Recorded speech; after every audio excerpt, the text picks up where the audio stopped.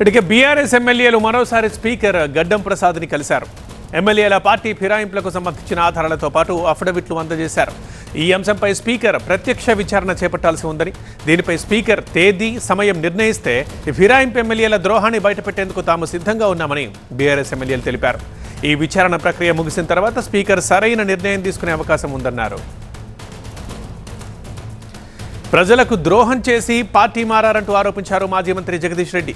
ఇందుకు సంబంధించిన ఆధారాలన్నీ అసెంబ్లీ సెక్రటరీకి సమర్పించామన్నారు. పార్టీ మారిన ఎమ్మెల్యేలు ఎన్నికలకు వెళితే మట్టి కరవడం ఖాయమన్నారు. రాష్ట్రంలో ఖచ్చితంగా ఉప ఎన్నికలు వస్తాయన్నారు జగదీష్ రెడ్డి. వాళ్ళు బుకాయించినవి, వారు అబద్ధాలు చెప్పినవి, ప్రత్యేకించి మరీ మధ్యకాలంలో కడియం శ్రీహరి గారు చాలా ఆశ్చర్యంగా, నేను ఏ పార్టీలోనో నాకు తెలియదు, స్పీకర్ గారు చెప్తే తెలుస్తుంది అంటున్నారు. ప్రజలు నవ్వుకోవాలన్నా ఏం చేయాలి, చాలా ఆశ్చర్యంగా ఉంది. ఎవరేమనుకుంటే మాకేంది అన్న పద్ధతుల్లో వాళ్ళు మాట్లాడుతున్న తీరు వాళ్ళ నైరాశ్యాన్ని తెలియజేస్తూ ఉంది. ఇది తప్పకుండా స్పీకర్ గారు నిర్ణయం ఏది చేసినా ప్రజల దృష్టిలో మాత్రం ఇప్పటికే వాళ్ళు పూర్తి స్థాయిలో పతనమై ఉన్నారు. ఇంకా మేము ప్రజల్ని మోసం చేయడమే కాదు, స్పీకర్ గారికి కూడా గంతలు కడతాం, కోర్టులో కూడా గంతలు కడతామనే ఒక ఆలోచనలు వాళ్ళకు ఉంటే అంత మించిన మూర్ఖులు ఇంకోరు ఉండరు. తప్పకుండా వాళ్ళు అనర్హులు కావడం ఖాయం. మళ్ళీ ఎన్నికల్లో ఎవరైనా నిలబడితే కూడా వాళ్ళు మట్టి కరవడం కూడా ఖాయం.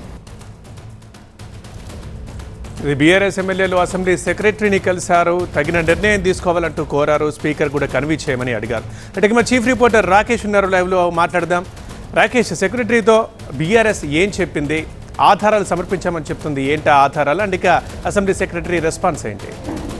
గతంలోనే వారం 10 రోజుల క్రితమే ఎమ్మెల్యేలపై ఇచ్చినటువంటి ఫిర్యాదులకు మీ అభ్యంతరాలు ఏంటి, వాళ్ళు ఇచ్చినటువంటి వివరణలు ఇక్కడ ఉన్నటువంటి ఎమ్మెల్యేలు ఎవరైతే కంప్లైంట్ ఇచ్చారో బీఆర్ఎస్ ఎమ్మెల్యేలు, ఆ కంప్లైంట్లు ఇచ్చినటువంటి ఎమ్మెల్యేలందరికీ కూడా ఎవరైతే పార్టీ మారినటువంటి ఎమ్మెల్యేలు ఇచ్చినటువంటి వివరణ, మేము పార్టీ మారలేదని కొంతమంది, లేదంటే ముఖ్యమంత్రి రేవంత్ రెడ్డి మా ఇంటికి కేవలం నియోజకవర్గాల సమస్యలు మాట్లాడడానికి వచ్చారని కొంతమంది, మా పైన కప్పినటువంటి కండువా అది 3 రంగుల జెండా, దేవుని కండువా అని కొంతమంది, ఇలా రకరకాలుగా వాళ్ళ వివరణ ఇస్తూ వచ్చారు. ఆ వివరణల పైన మీకేనా అభిప్రాయం భేదాలు ఉంటాయి, లేకపోతే మీకేమన్నా అభ్యంతరాలు ఉంటే చెప్పాలని చెప్పేసి గతంలోనే స్పీకర్ అడిగారు. 3 రోజుల్లో బీఆర్ఎస్ నుంచి అన్ని వివరణలు కూడా వెళ్ళాయి, అన్ని అభ్యంతరాలు కూడా విత్ ఎవిడెన్స్.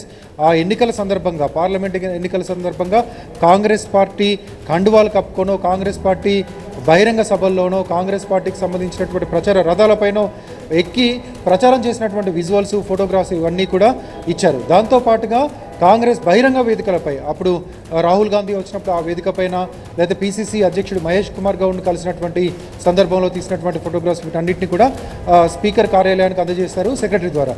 కానీ ఆ తర్వాత వీటన్నిటిని అఫిడవిట్ రూపంలో ఇవ్వండి, కేవలం పేపర్ మీద పెట్టడం కాకుండా అఫిడవిట్ రూపంలో ఇవ్వాలని మళ్ళీ స్పీకర్ ఆఫీస్ అడిగింది. దీంతో బీఆర్ఎస్ నుంచి ఎవరైతే కంప్లైంట్ ఇచ్చినటువంటి జగదీష్ రెడ్డి, కౌశిక్ రెడ్డి, అదేవిధంగా డాక్టర్ సంజయ్, కేపీ వివేకానంద్, వీళ్ళందరూ కూడా మళ్ళీ అఫిడవిట్ రూపంలో ఈరోజు స్పీకర్ కార్యాలయానికి అందజేశారు. ఖచ్చితంగా బీఆర్ఎస్ నమ్ముతుంది, ఇప్పటివరకైతే 8 మంది రిప్లైస్ ఇచ్చారు స్పీకర్కి. ఇంకిద్దరు ఇవ్వలేదు, ఒక దానం నాగేందర్ ఇవ్వలేదు, కడియం శ్రీహరి ఇవ్వలేదు.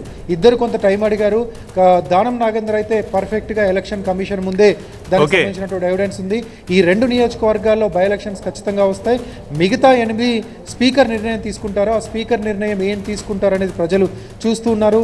ప్రజలు దీన్ని స్పీకర్ ఏ నిర్ణయం తీసుకున్నా ఈ పార్టీ మారినటువంటి ఎమ్మెల్యేలందరూ ప్రజలకు ద్రోహం చేసో, నియోజకవర్గాలకు ద్రోహం చేసో పార్టీ మారిన వారుగానే గుర్తిస్తారు. దీన్ని మేము ఖచ్చితంగా అదే ప్రజల్లోకి తీసుకెళ్తామంటూ బలంగా నమ్ముతుంది. దీనిపైన అవసరమైతే మళ్ళీ న్యాయ పోరాటానికి వెళ్తాం, మళ్ళీ సుప్రీంకోర్టుకి వెళ్తాం, ఇంకెక్కడైనా మేము తేల్చుకుంటాం. ఖచ్చితంగా ఉప ఎన్నికలు వస్తాయి.